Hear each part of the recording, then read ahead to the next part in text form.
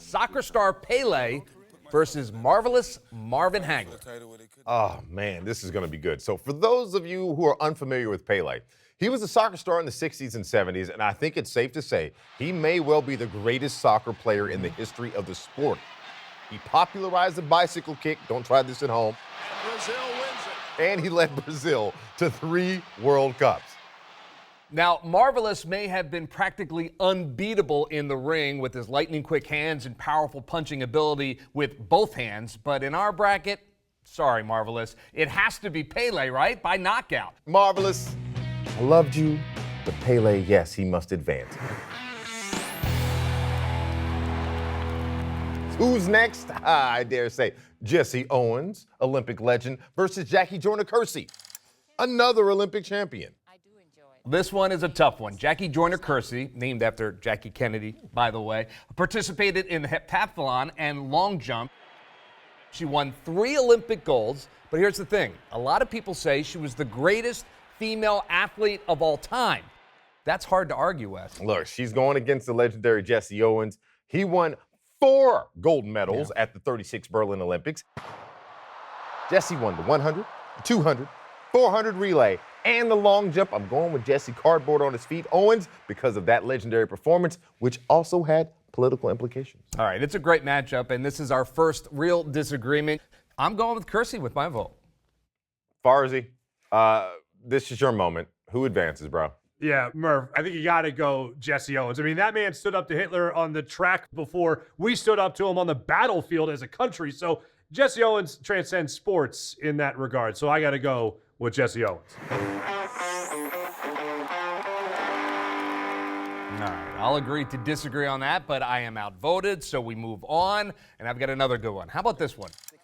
Carl Lewis and Gale Sayers.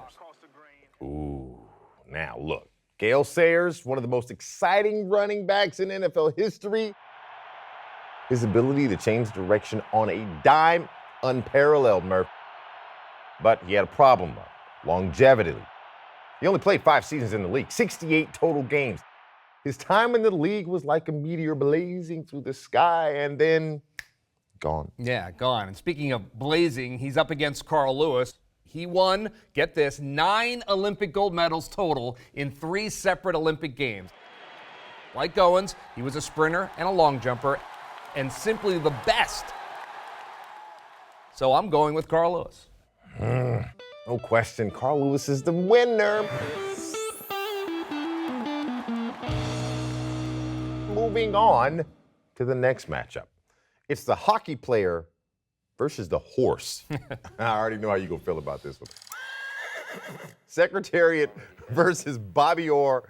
Murph, what do you have for me? Yeah, another difficult decision? I don't know about that. Bobby Orr, I think it's fair to say, is one of the top defensemen in NHL history, right? He may be the best in NHL history. An ice hockey prodigy, the Boston Bruins signed him to their organization when he was 12 years old. He was a blur on the ice and smooth as silk, as well as being the first really great offensive defenseman. So there's a lot of good arguments there for Bobby Orr. True, but if you're going to talk about blurs, we're going to talk about Secretariat.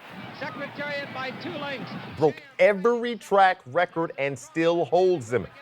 Secretariat was a horse racing freak. He wins it by 2.5. From the physical size of his heart, 2 times heavier than an average horse.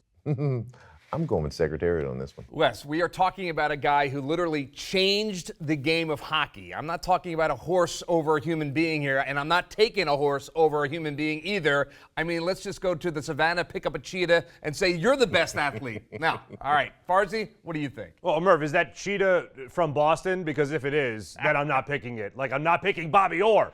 Secretariat is moving like a tremendous machine.